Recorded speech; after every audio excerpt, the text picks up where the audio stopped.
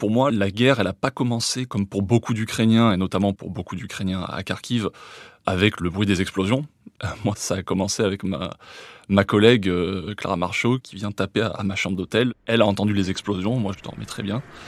Elle me dit Fabrice, il y a des explosions, la guerre a commencé.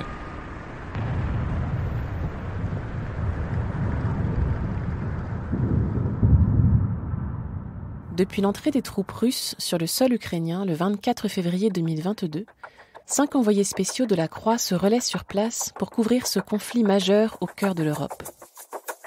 Dans ce podcast, ces journalistes nous racontent leur travail de terrain, ce qu'ils ont vécu et comment ils tentent de décrire cette guerre au plus près. Aujourd'hui, Fabrice Després, reporter au Service Monde, revient sur les premières heures de l'intervention militaire russe. Il se trouvait alors dans la ville de Kharkiv, à l'est du pays. Vous écoutez la 5e saison du podcast L'envers du récit.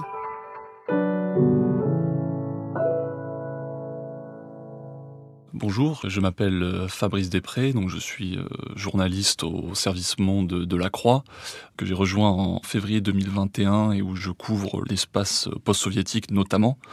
Mais avant ça, avant d'arriver à la rédaction, j'étais aussi correspondant en Ukraine pendant 3 ans. Donc j'ai vécu à Kiev jusqu'en février 2021. Donc évidemment, le sujet de l'Ukraine, c'était quelque chose d'assez important pour moi. Aujourd'hui, je vais vous parler donc de ce premier article que j'ai écrit le jour où l'invasion russe de l'Ukraine a commencé, donc le 24 février 2022, et du contexte qui l'entoure un petit peu, puisque pour moi, ça a commencé notamment avec la décision de retourner en Ukraine quelques jours avant le début de l'attaque russe. J'avais déjà fait un premier reportage au mois de février, et puis après, la tension a continué à monter dans la région, donc on avait un peu cette hésitation, est-ce qu'il fallait repartir ou pas ? Et puis le vendredi 18, il y a eu cette annonce de ces groupes séparatistes qui contrôlaient alors depuis 2014 un peu toute une partie de l'est de l'Ukraine et qui ont annoncé une évacuation massive de la population civile qui vivait dans cette région en affirmant que l'armée ukrainienne se préparait à attaquer cette région, ce qui était tout à fait faux, mais ce qui était pour nous un petit peu l'indication qu'il allait se passer quelque chose. On voyait la Russie se mettre un petit peu elle-même dos au mur. Il y avait des tensions le long de la ligne de front, beaucoup de bombardements qui augmentaient. Donc, avec mon chef de service, on est assez vite tombé d'accord sur le fait qu'il fallait repartir. Et à partir de là, c'est allé très vite. On a décidé ça le vendredi 18. On a pris un billet d'avion pour le lendemain. Ce jour-là, je travaillais en télétravail, donc j'ai couru à la rédaction pour aller chercher le gilet pare-balles, le casque, puisque on savait pas vraiment à ce moment-là à quoi s'attendre, mais on pensait que ça serait quelque chose de nature militaire.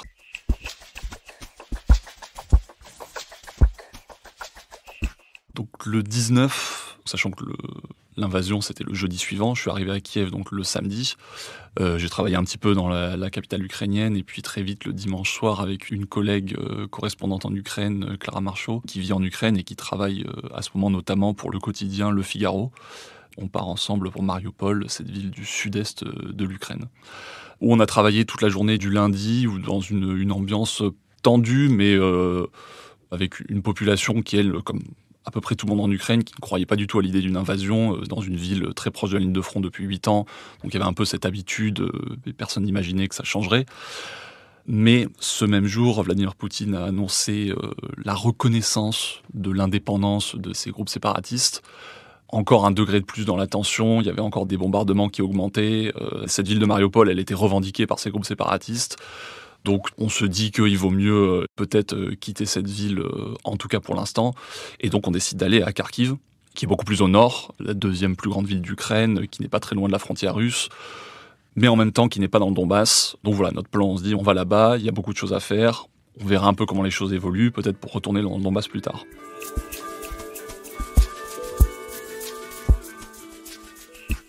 Donc le mercredi, le jour avant le début de cette invasion, on part pour Kharkiv en voiture. On a pris un chauffeur, un taxi, qui nous emmène vers Kharkiv. C'est une très belle journée, grand ciel bleu. Il fait assez froid, mais rien de dramatique.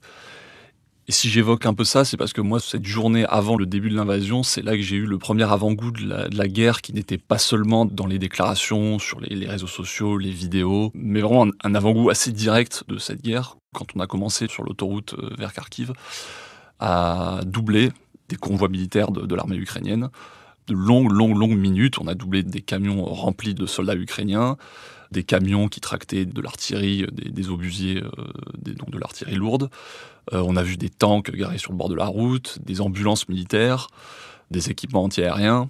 Et c'était quelque chose de très inhabituel, déjà parce que personnellement, j'avais jamais vu autant d'équipements militaires à la fois. Et comme correspondant en Ukraine, j'avais déjà couvert le conflit dans le Donbass depuis 2014, donc c'était pas la première fois que je voyais des soldats ukrainiens.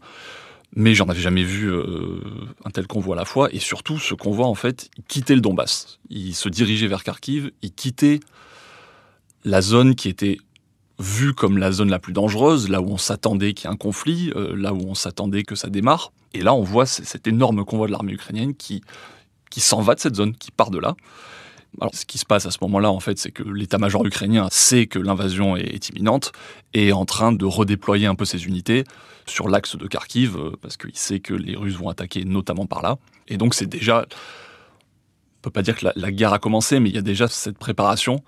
Et nous, c'est un peu l'indice qu'il y a quelque chose de pas très normal qui se passe.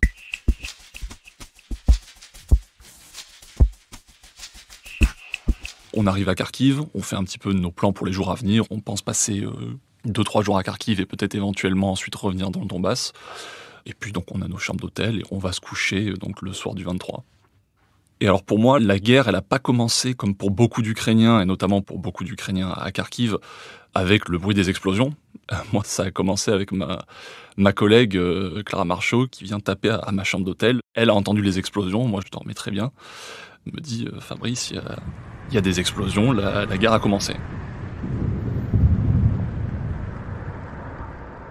Donc là, évidemment, il est 5h30 du matin, je crois. C'est le moment un petit peu confus où on se réveille. Bien sûr, le premier réflexe, c'est de regarder le téléphone et là, de voir la cascade d'informations. Donc de voir déjà le premier truc choquant, c'est de voir les informations sur des explosions à travers toute l'Ukraine. Donc l'idée d'un conflit qui serait limité à l'est de l'Ukraine, qui serait limité au Donbass, déjà, cette idée s'effondre immédiatement. Et puis, beaucoup plus près de nous, de voir les informations de troupes russes qui ont passé la frontière dans la région de Kharkiv. J'entends à ce moment-là, toujours dans ma chambre d'hôtel, j'entends les premières explosions qui sont lointaines. Hein. C'est lointain au point qu'on se demande presque à certains moments si on l'a bel et bien entendu. Enfin, on est très tendu.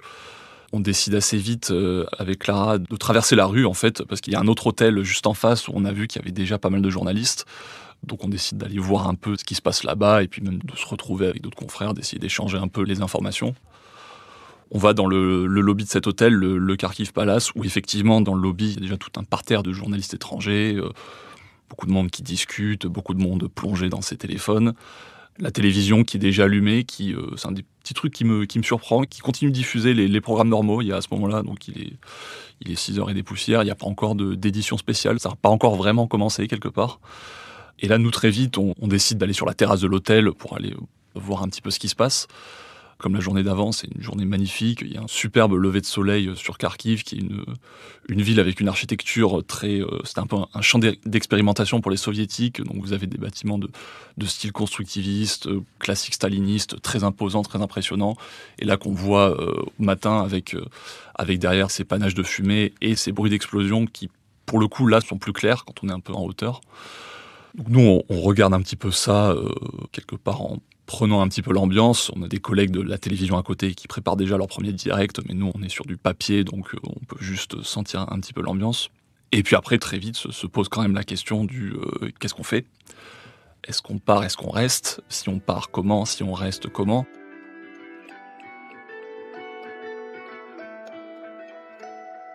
Là, c'est un moment de discussion, un moment de débat. Moi, au départ, je suis plutôt pour rester, notamment parce que je pense aussi à la question journalistique, de pouvoir travailler, mais aussi à la question sécuritaire. Je me dis que peut-être que sur la route, avec l'aviation russe, qui à ce moment bombarde un petit peu partout, que ce sera peut-être plus sûr de rester dans le centre-ville de Kharkiv.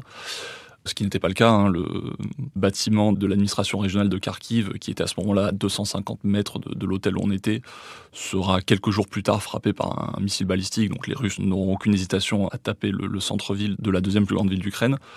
À ce moment-là, je ne le sais pas. Donc on discute un petit peu. Ma collègue Clara, elle pense qu'il faut partir. Il y a d'autres journalistes qui ont les mêmes débats. Au final, on décide de partir. Donc là, tout en essayant un petit peu de travailler aussi, hein, on sort, on va voir un petit peu l'ambiance, on commence à parler un petit peu des gens. En même temps, on va récupérer du liquide parce qu'on sait que ça va sans doute très vite être la pénurie. On arrive assez vite à trouver aussi un photographe de l'agence Reuters qui est un chauffeur qui a une voiture. Parce que nous, à ce moment-là, c'est aussi la problématique qu'on est arrivé en taxi, qui est déjà reparti vers Dnipro. On n'a pas de véhicule. Donc après discussion avec ce chauffeur qui est ukrainien et qui est très nerveux, comme beaucoup de gens à ce moment-là, qui est un peu hésitant au départ, mais voilà, on discute, on le paye, et on embarque dans ce 4x4 avec ce photographe de Reuters pour quitter Kharkiv. Ce qui se fait d'abord par des toutes petites routes, parce que je parlais d'une cascade d'informations, mais d'informations qui sont aussi à ce moment-là parfois assez difficiles à vérifier, et notamment il y a ces informations comme quoi l'armée ukrainienne empêcherait les civils de quitter Kharkiv. C'était pas vrai, mais à ce moment-là, notre chauffeur il se dit que c'est peut-être vrai, donc il décide de passer vraiment par des petites routes. La région de Kharkiv, autour de cette ville, c'est très vallonné, donc on se retrouve sur des routes toutes boueuses, à flanc de colline, avec une dizaine de voitures devant et derrière nous, des gens qui ont eu la même idée, qui se retrouvent à devoir pousser, c'est des petites bagnoles pour réussir à passer la colline. En plus, au même moment, évidemment, tout le monde a un peu les nerfs à vif, donc on regarde un petit peu de l'autre côté de la colline, presque en s'attendant à voir des chars russes débarquer. C'était très calme, en fait, à ce moment-là, en tout cas là où on était à ce moment précis, parce que la guerre avait déjà commencé, hein, mais pour nous, à cet instant précis, c'était assez calme. Et assez vite, on arrive à retrouver la route principale, où là, il y a des très gros bouchons, et où du coup, c'est le moment où on peut un petit peu se poser, et où moi, je peux commencer à rédiger mon article sur mon téléphone, donc apprendre un peu, à se remémorer un peu tout ce qu'on a pu voir dans la matinée. C'est un peu une collection de scénettes, de première personne dans l'hôtel qui, quand je lui dis que la guerre a commencé, qui me regarde avec un regard totalement vide, qui n'avait pas du tout suivi. C'est une serveuse dans l'autre hôtel, dans le Kharkiv Palace, qui regarde la télévision, ou quand ils ont commencé à parler de la guerre, qui regarde juste la télévision en pleurant, sans rien dire. C'est les gens qui font la queue au distributeur de banque, qui retirent autant que possible, et on peut retirer que une centaine d'euros à la fois, donc qui retirent une centaine d'euros, qui sortent leur carte de crédit, qui la remettent, qui refont ça autant de fois que possible. Et en même temps, ceux qui disent déjà qu'ils veulent partir, qui disent que ça va être comme en 2014, donc quand la guerre avait déjà éclaté. Ceux qui disent non, je sais pas où je peux partir, je sais pas ce que je peux faire, des choses qui vont revenir ensuite dans les semaines à venir à chaque fois. Scène aussi à une station-service, la queue à la station-service, les gens qui essaient de faire le plein, ça aussi, ça va devenir extrêmement banal. Donc on essaye de réunir un petit peu tout ça, d'en faire un papier que je peux envoyer assez facilement. Étonnamment, les communications restent ouvertes, j'ai de l'internet, donc je suis en contact avec ma rédaction. Et sur la route, je peux l'envoyer sans trop de problèmes. Ça reste calme, il y a des gros bouchons, mais on voit par exemple, souvent on doit se mettre sur le côté pour laisser passer des convois de l'armée ukrainienne.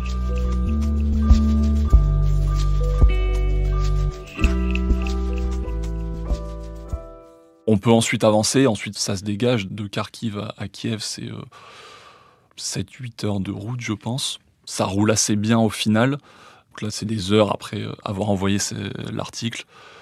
Et donc à ce moment-là, on est aussi en contact permanent avec beaucoup de monde pour se renseigner sur la situation, avec la rédaction de La Croix. Il y a aussi une cellule de crise de l'ambassade de France avec qui on est aussi régulièrement en contact. Moi, j'ai aussi un collègue, un journaliste américain, Christopher Miller, qui est aussi correspondant de longue date en Ukraine, donc que je connais bien, et qui à ce moment-là fait le même trajet que nous, mais qui a, je crois, 2 ou 3 heures d'avance. Donc on se contacte aussi régulièrement pour savoir quelle est la situation sur la route. Est-ce que l'entrée de Kiev est ouverte? Parce qu'à ce moment-là, il y a une telle confusion qu'en fait on ne sait pas. Peut-être que l'entrée de Kiev va être bloquée, peut-être que ce ne sera pas possible d'y aller. Donc voilà, on discute, lui nous dit qu'ils n'ont pas eu de problème à rentrer dans Kiev, donc ça nous permet de continuer à avancer. Et puis, donc après un peu toute cette journée, vers 20h, je crois, on arrive, donc nuit noire, nuit bien tombée, on arrive à Kiev, à la capitale, où là encore, on va avoir ce moment qui va devenir, encore une fois, extrêmement banal, mais auquel on fait face pour la première fois, le barrage de la police ukrainienne en tenue de combat, qui à ce moment-là a juste jeté quelques blocs de béton sur l'autoroute. Mais donc ça nous permet quelque part de nous arrêter, nous poser un petit peu. Et c'est un petit peu le moment où je peux sortir de l'immédiat, parce que juste là, ça a vraiment été une journée où on a réfléchi dans l'immédiat absolu à chaque fois que ça soit pour les questions logistiques ou pour les questions journalistiques.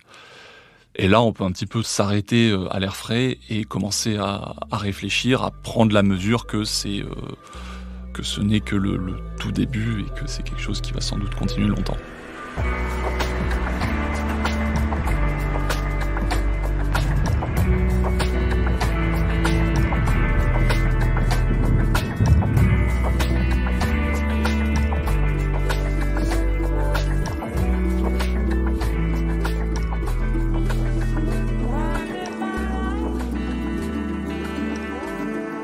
Vous venez d'écouter un épisode de la 5e saison de L'Envers du récit. S'il vous a intéressé, n'hésitez pas à le partager et à vous abonner à notre podcast. L'Envers du récit est à écouter sur toutes les plateformes, sur le site et sur l'appli La Croix.